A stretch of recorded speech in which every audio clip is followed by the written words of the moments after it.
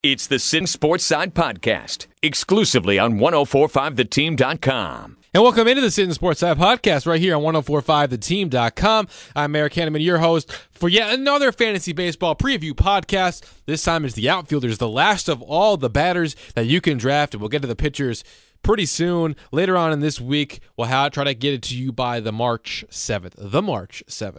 And then the previews will start. AL West will be first because of the Seattle Mariners Oakland Athletics game in Japan.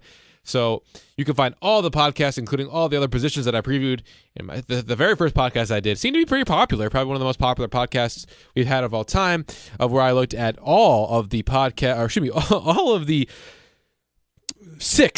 all of these six players that I chose that killed it down the stretch in 2018 that I'm looking forward to 2019. All the fantasy baseball podcasts, youtube.com/team1045. Click on the Sittin Sportside podcast tab, as well as 1045theteam.com. Click on the podcast tab in the Sittin Sportside podcast. Both of them you have to get to that place and then click on Sittin Sportside podcast playlist in some capacity. Either way, you will get to our playlist on YouTube as all of our podcasts. Let's jump right into it with the outfield position. I seem to go about to the 20s to mid-20s for the other positions. I am going to do my best to not do that here. I'm going to try to make the outfield the shortest. Is that even possible? We'll see. We'll do the same process. I'll try not to spend as much time on some of these players, but these are the most positions because obviously you have 3 per team, and we'll hop right into it. If you're in a league where it counts left, center, and right, that is one thing I am not going to cater to here. I'm not saying that as a good thing, bad thing, whatever. It's just something that's hard to do. Or very, very specific to do. And if you're in a league that really specifies that, God bless you, and good luck there. But pay attention to who I'm talking about, and rate it on your own. That seems harsh, but I think it's fair. Starting out with the first pick overall in the draft is going to be Mike Trout. Is it Trout or Betts? Is it Trout or Betts? Is it Trout or Betts? It's definitely Mike Trout, especially in a points league where you're walking 122 times. I get that you're probably getting a lot of strikeouts too with 124, so you're getting a lot of negatives, but he wasn't very far from walking more than striking out, which is crazy. That's something I think he wants to do, and he was so close to doing it. And I think he said this about Pujols. Pujols did that at one point in his career, and he was so close to doing it. I didn't realize when I heard him say that he was going to possibly do that. That he could actually do that. I know it's hard for a guy who strikes out 124 times, but he walked 122 times. He only drove in 79 runs, which kind of stinks. The doubles are only about 24, but we're talking about a guy who still missed 22 games and roughly 100 ABs. And he still put up 39 home runs, 79 RBIs, an on-base percentage of .460 while hitting .312 and 24 stolen bases. To me, he's the undisputed number 1 pick in all fantasy baseball, no matter what format you're in. Maybe starting pitching-wise in a points league, you might go after a Max Scherzer a little bit more. We'll talk about pitchers, obviously, a lot more when that podcast comes around. But in this podcast, we're talking about outfielders. And I know Mookie Betts is making his case to be in that as well, but more home runs, Mike Trout. In a full season, more RBIs, probably going to be Mike Trout. Only 1 less than Betts last year. Stolen bases, only 6 less stolen bases. The 346 average by Betts, fine. You win it there. Congratulations. But Mike Trout's 312, and especially in a points league, you're looking at 460 on base for Trout compared to 438 for Mookie. I know Mookie scored more runs. That is something actually to keep your eye on. But the walks is where I'm at, especially in a points league, is why Trout's undisputed. And I don't think you can dispute that even in a rotisserie league, a category league, Trout in a full season is going to get you probably more home runs and RBIs than Mookie Betts. And the average isn't going to be that much differential, in my opinion, to deal with that either. Moving forward from that, JD Martinez, Christian Yelich, I think are the next 2 off the board. I wouldn't be hesitant to take JD Martinez, but I would think about taking Yelich over Martinez. And the answer to your question, the overall question of who would I take over Trout, number 1 guy, I think it is acceptable to take Betts over Trout. Don't get me wrong. I think it's acceptable to do that. I wouldn't personally, and I don't think JD Martinez or Yelich or anyone past that should be taken over those 2. So those are your 2 picks at the outfield position. If they are there, you can't take. If the other one's not there, you're taking the other. And if they're both not there, obviously you can't take either one. But if they're both there, or if just one is there, I don't think you should take anyone else. Yeah, at the outfield position over them. JD Martinez, Christian Yelich. I think Yelich is probably the better option here. The power is where it gets interesting because his power numbers were very, very impressive last year. I don't know if that's going to continue, but the ballpark that he's in compared to where he was in Miami is what makes him, for me, still a worthwhile pick here. That's why JD Martinez might be a little bit more valuable, because you look at the 43 home runs and you say, you know, he could do that again. He could also drive in 130, you know, close to that again. Like maybe you do go with Martinez, especially with the strikeouts being very similar to Yelich, the average being very similar to Yelich, the on-base percentage being very similar, the runs scored only 7 less for Martinez. So they're very similar. I just seem to like Yelich a little bit more. I feel like JD Martinez could have more of a fall-off than Yelich could in terms of overall production, but home run production, I'm more looking at Yelich falling off. So I'm okay with taking JD Martinez over Christian Yelich. For whatever reason, I'm favoring Yelich over JD, but 1,000%. That's my only 1,000% I'm using on this podcast, but I'm okay with either one of those two. Ronald Acuna Jr. might pass both of them this year if his home runs continue to increase, if the RBIs continue to increase, if he gets his stolen bases to over 20, if he hits over 300. This is a guy who definitely, at 21 years of age this season, can probably put himself in position to be the number 3 outfielder overall. I have no problem with taking him over either one of Martinez or Yelich if you're really feeling lucky. But I do believe that Acuna is where he belongs as a early to mid second rounder. But I do believe, just know this, if you're taking Yelich or Martinez, I do believe Acuna could pass them. And you look at the value of them in an auction league, which is also here, which I don't really touch on too much. Acuna's 27, Martinez is 34. I think there's so much more value in Acuna at the $27 price. In a $100 league, $10 league. I don't know that I'm not really hyped up on I'm not really caught up on the auction thing, but $10, what is it? $10 per player, like $10 per roster spot, I guess is what it is. So that's like $250, and then the 12 per roster spot, which would be what? 12, just another 25, so 100 or 300, I guess. I guess I'm not great at math. maybe. No, yes. Bring in a calculator, right? Bring in a calculator. But yeah, the auction, I'm not really caught up on the auction. I guess it would be $300. No, I know I'm good at math.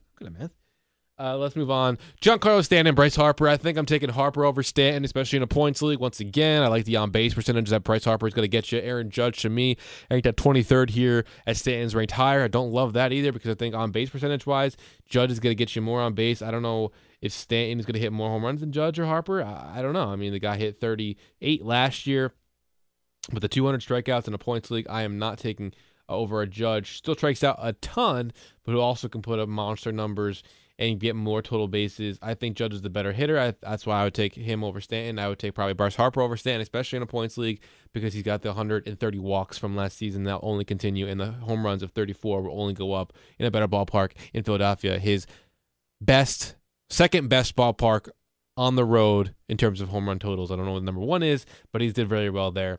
Past that, Charlie Blackmon, Starling Marte, Juan Soto, Andrew Benintendi, Cody Bellinger, Rhys Hoskins.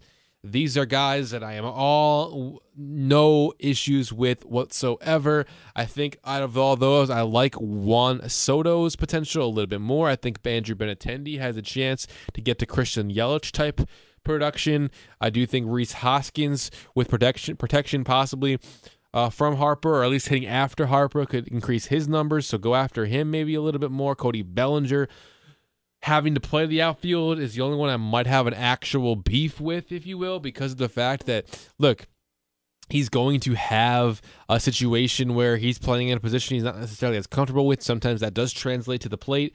Starling Marte, I don't love the injuries there. Charlie Blackmon not having to play center field and moving him to right field, I believe, I think might be better for his psyche too. And there's no doubt he's going to score runs. I didn't mention Chris Bryant, but he's also outfield eligible. I think that he fits right into that mold. But as I mentioned in the third base podcast, he's definitely more useful as a third baseman. I just have no problem with where we're at right now. The outfield position is so fruitful that when you keep going down the list, Nick Castellanos, Lorenzo Cain, George Springer, those are all guys that I think that you're willing to take.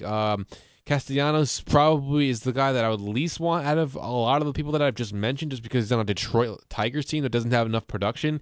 George Springer probably take over him. I'd probably take Lorenzo Cain over him because they're in really good lineups and really good ballparks too to hit in. So I have no problem with Castellanos. I just think he's a guy that you're drafting hoping he gets traded at some point. But the average is there that I would definitely think about taking him. But someone like George Springer, you know what he can do when he's on and healthy for most of the season. The home runs were down last year, but I think that could easily go up. The average was down compared to Castellanos, but just the production potential, I think I take over the production potential of anyone close, and that's where Lorenzo Cain and Springer are for me over Castellanos. But have no fear, if Castellanos is available in your 6th or 7th round, go after Castellanos. I'm not against using Castellanos. So that's where I'm at right now. I really hope that that continues to be the case. But go after Castellanos. Or Kane or Springer. We're all mixing it up. I feel like I'm just listing players at this point because we're at the position of Tommy Pham, Eddie Rosario, Mitch Haniger, Marcelo Zuna, Michael Conforto, and Justin Upton. Those are all around the same area, and it really all comes down to personal preference. Now, out of those, I think Tommy Pham could have a huge season for the Rays.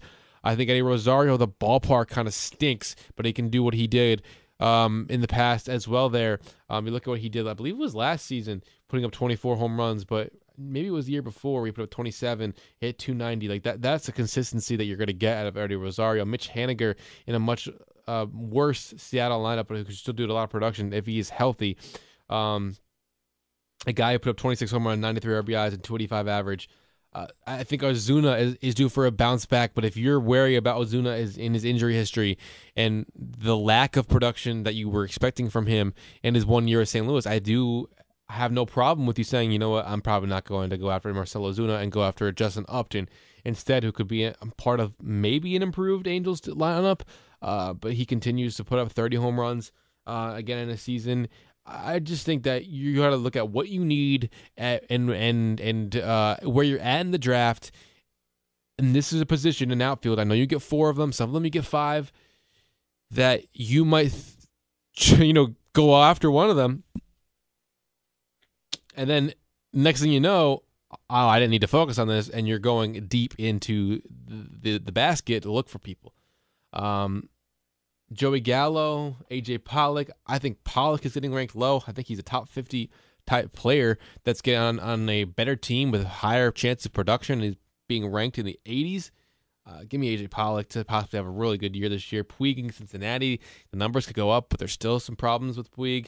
David Dahl getting everyday positioned. I think as a 9th rounder, it's legit, but getting everyday at bats in Colorado can make him even higher than that. But also the floor doesn't necessarily be that high, so that could be a little high to take him. Someone like Malik Smith, you probably don't want in a points league. I only say that because he's ranked pretty high because of category and being able to steal 40 bases.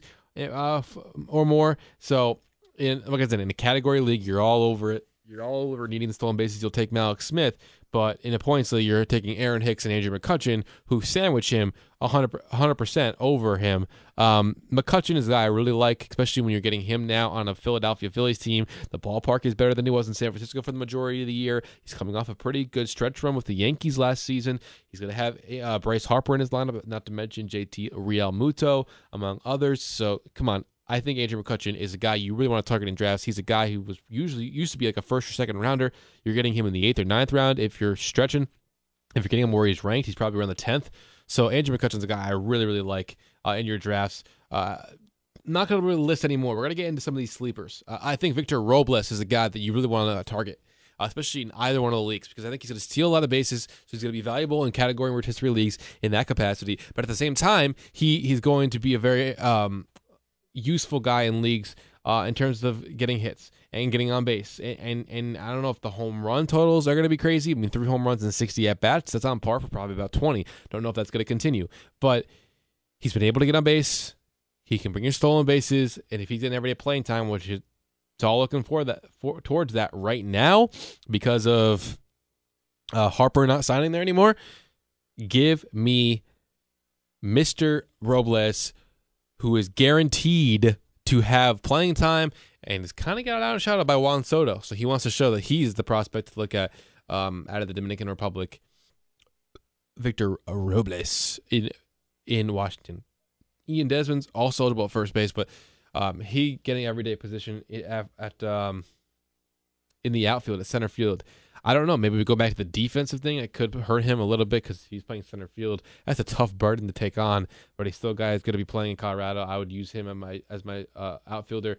Nomar Mazara, I think he took a big step forward last year. I think he can take another huge step forward this year. We're still waiting for him to break out, so I will look at him as someone to take the thinking that I could break out. Steven Piscotty's in a really good Oakland lineup. If he's hitting third in that lineup, I think he was underrated last year and had a really good stretch run to where I believe in Piscotty enough to be able to get things done in Oakland now even more this year. So give me Piscotty, give me Mazzaro, Eloy Jimenez, who's now ranked in the mid 13th round, 13th or 14th round. I don't know. I mean, he's a guy that I think I talked about this with Fernando Tatis Jr. that I'm not sure is not going to come up until June or July.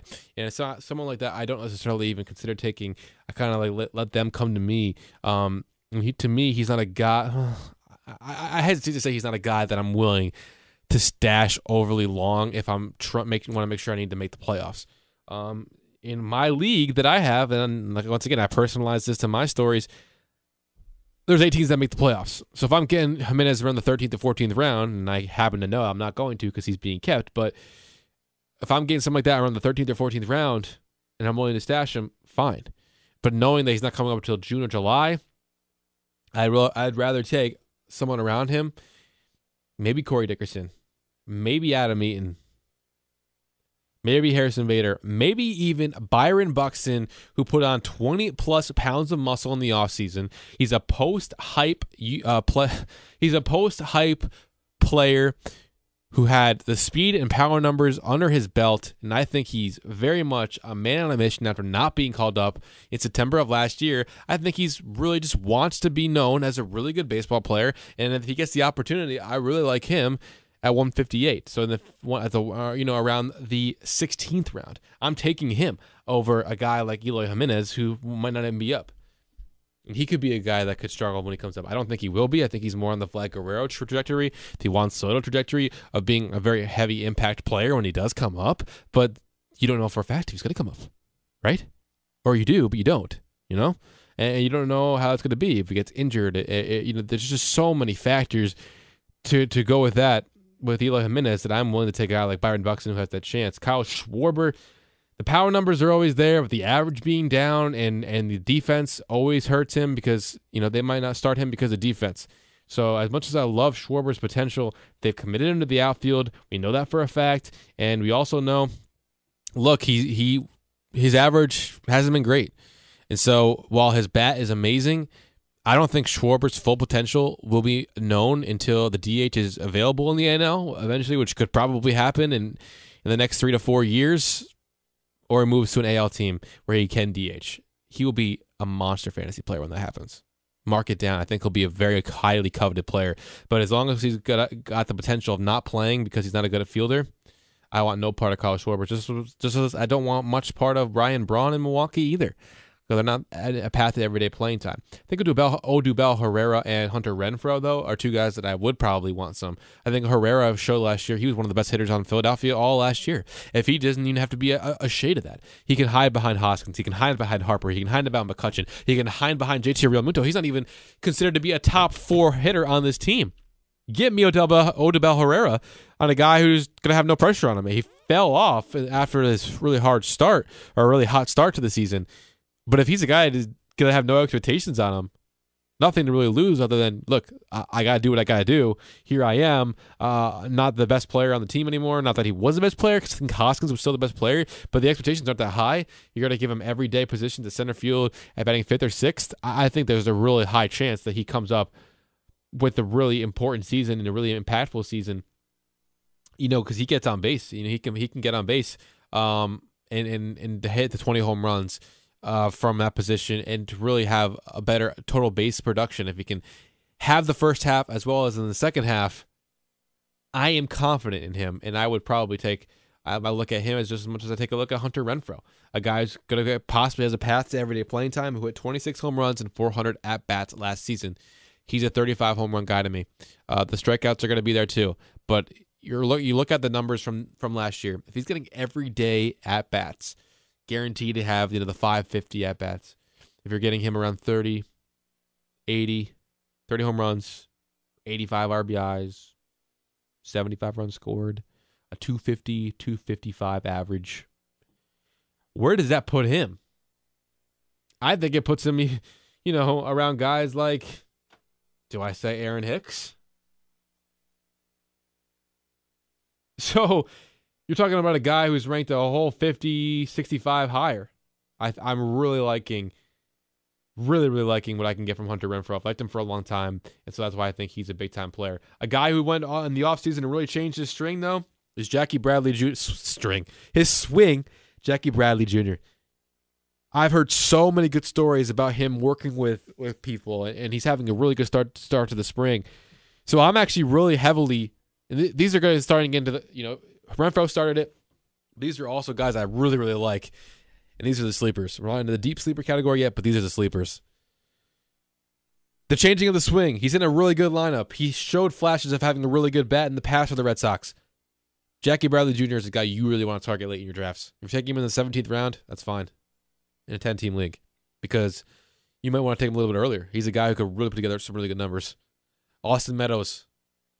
He came out firing in Pittsburgh. If he gets everyday bats in Tampa Bay, I'm all over him. I'm all over Austin Meadows. He can get things done in Tampa Bay, in my opinion. Really good sleeper. I'd take him 100%.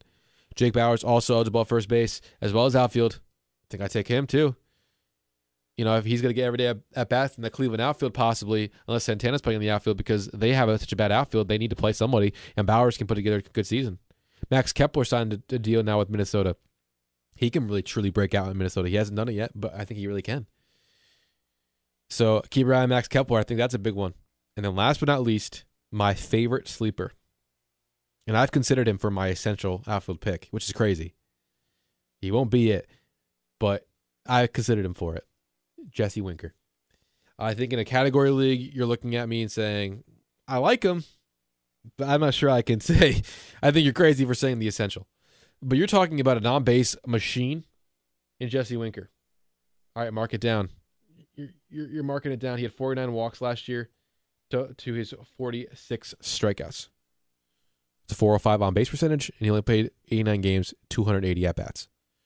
So if you double some of his numbers, it's only 14 home runs. I get it. He gets in the 80s in RBIs. He walks over 100 times. If he hangs around 300 average, that's good.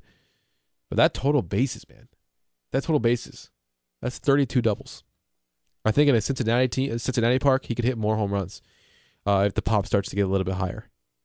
I have so much faith in this guy. I know only 20 home runs isn't a lot nowadays, so that kind of turns people away. But the total bases and the walks, and really only striking out 90 times, he's going to get you such a high value. He's ranked 210 on this list. In most drafts, I think he's ranked as a 190-something.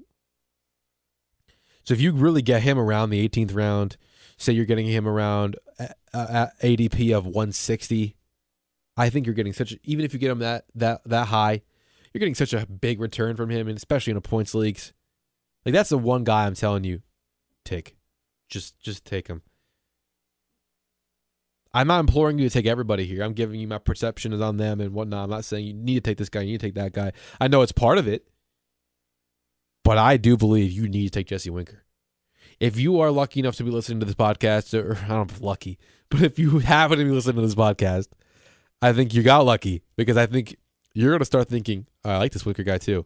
And if you're especially in a points league and you're sitting around the 20th round and you need one more outfielder and Winker's just on the board, that could be a championship winning draft pick. I don't feel like I'm over-exaggerating either. Let's get into the deep sleepers, though. Not to linger on Jesse Winker too much. Let's talk about some deep sleepers past Jesse Winker. He's getting the deep sleeper territory, honestly. So that's how crazy I feel like I am now after going out that soliloquy, but I believe in it. Some deep sleepers that I like. Randall Grichuk's going to hit you home runs. I think he's a deep sleeper, but I don't know if he's the guy you want to take. Ramon Laureano, center fielder for Oakland. I think his path to playing time is huge because of his defense, and he showed last season he can hit. Well, he can hit. So if he's got the opportunity, he can possibly hit 288 like he did last year. Maybe put together 5 home runs every 150 at bats. That gets you close to 20. So the problem is he's not going to drive in a lot of runs. I think he can score a lot, but he's got the path because of his defense to play a lot. I think he could be a breakout potential person who can move from 200 and whatever he's ranked to into the 150s overall. He can go from outfielder number 63 to a top 50 outfielder. Of course, you have Kevin Kiermaier and Manny Margot, 2 guys who have kind of been on the radar the last couple of seasons in Tampa Bay and San Diego, respectively, but haven't really put it all together. I think Manny Margot could eventually do it now that the eyes are all off him. They have, all the money invested in Machado, Hosmer, and Will Myers, so you don't have to necessarily worry about it anymore if you're Margot. I know you could still lose your job because you have Franmil Reyes. I know Hunter Renfroe is a guy I like, but Franmil Reyes is still a guy who could really go off, so maybe if you're Margot, you are concerned, but the one thing you have is defense in center field. As long as you keep playing that, you can keep playing that, but I mentioned Franmil Reyes has a deep sleeper who could really have a really good season because of the fact that, look, he puts together some power numbers that are great. And there's no path to playing time for him if Renfroe plays good, like I said earlier.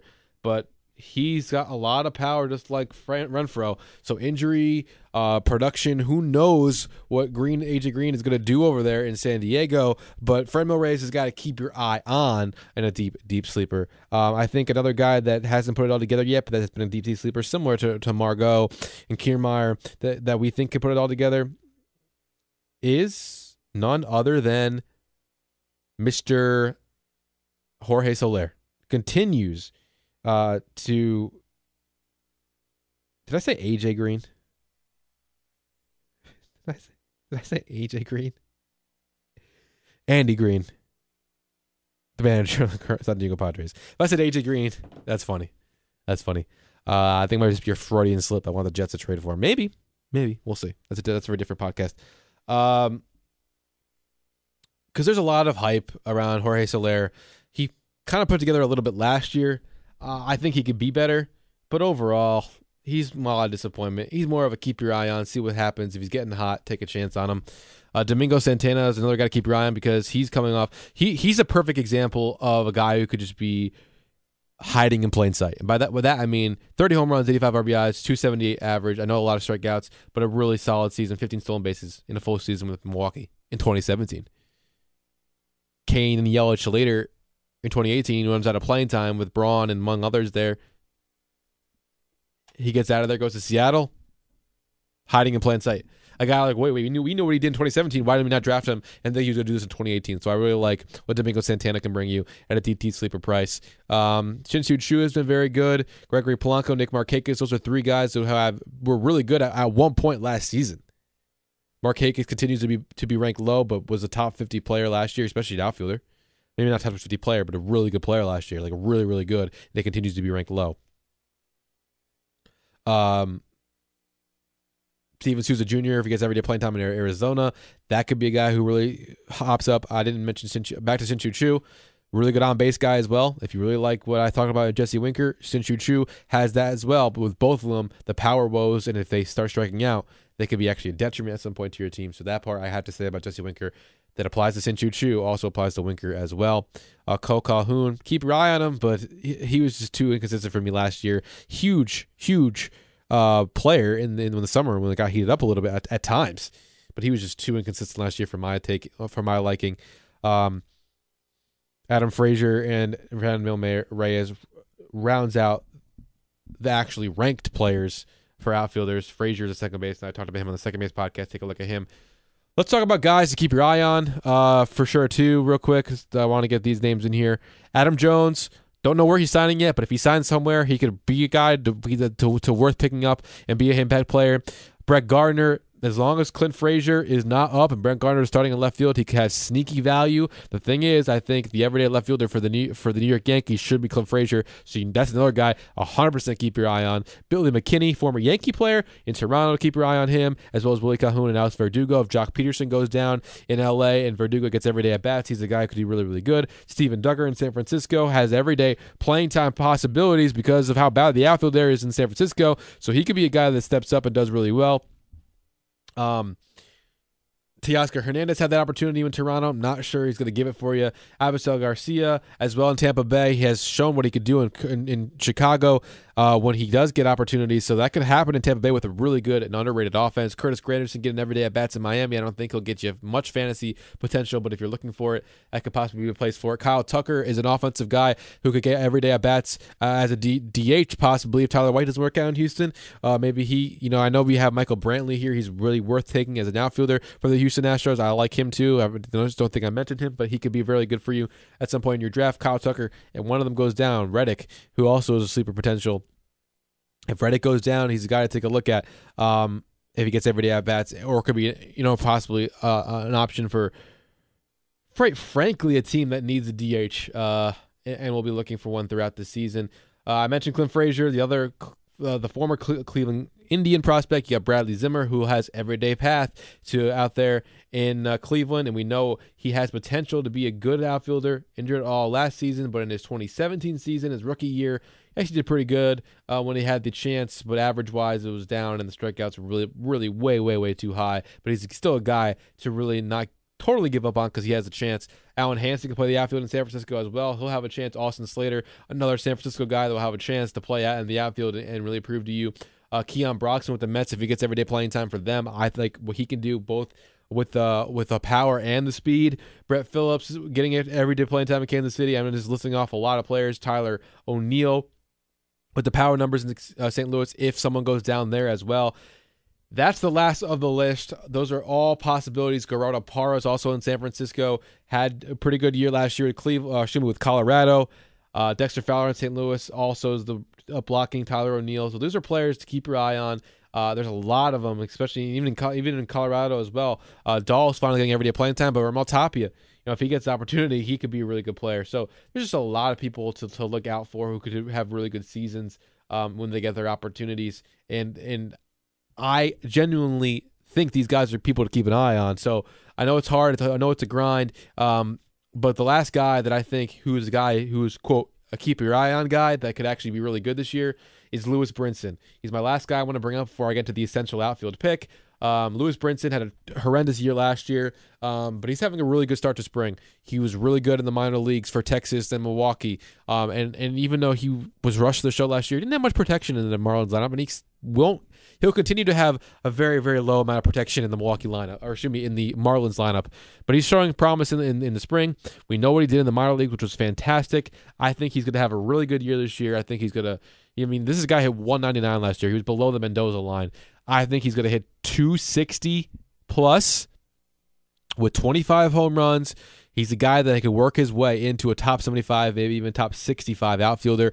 That obviously is capped by the park in Miami, which kind of stinks for him and the lack of production from that lineup. But he's a keep your eye on type guy that I mentioned. You might have to go back and listen to all the players that I named in the last 5 minutes. But he's a keep your eye on type player that I really think could actually be a heavy impact one. He's the guy I would pick out of some of those that I mentioned to definitely consider picking up, especially when he gets hot, or maybe even from the beginning, draft in the 25th as a home run or a I'm forgetting what the analogy, the right metaphor is here, but a toss of the wind, or man, I guess it's been a long day, but he's somebody to take a chance on. That's the simple way to put it. Let's get to the essential outfield pick. Well, we got here 33 minutes. Let me get you to the essential outfield pick. Obviously, it's Mike Trout, but in terms of value, I do think it's going to end up being Bryce Harper. Aaron Judge is close, but Bryce Harper sitting, his numbers were down last year. I think he's probably going to get a boost because of signing in Philadelphia. That probably gives him a little bit of a boost. But if I'm taking Bryce Harper, late second, early third round, to me, that could be a first round dividend, result. And then even want to go further than that for Philly, Rhys Hoskins in the fifth. He could put up a ton of home runs in just without Harper, but with the protection of him and as well as getting more production offensively. I like what he can bring as well. But Aaron Judge, right behind Harper, people could forget about him too. But I guess I got to go with my essential pick of Bryce Harper. I'm standing by it, but Acuna, as I said at the top of the podcast, could be a top 5 pick next year with what he can do this season. Tough position to do this with. But I'm going Harper because I think he's going to have a really good year, a top 10 possibility of a year.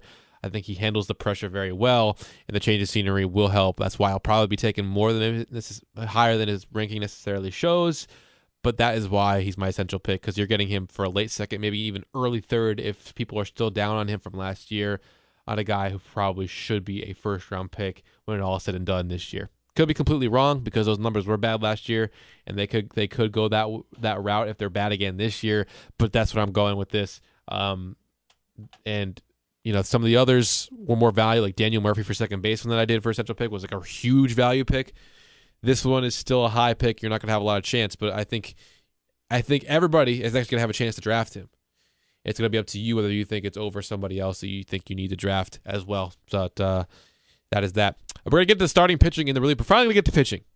The pitching one might be just as long as this one. So we'll see if that one goes long as well, but we'll have that one up. Hopefully Keuchel signs in the next 2 days. I don't think it will. Hopefully Kimbrel signs in the next 2 days. I don't think he will. But if they do, it'll be perfect. We'll still rank those guys as we ranked Adam Jones in this podcast a little bit. We talked about him in a little bit.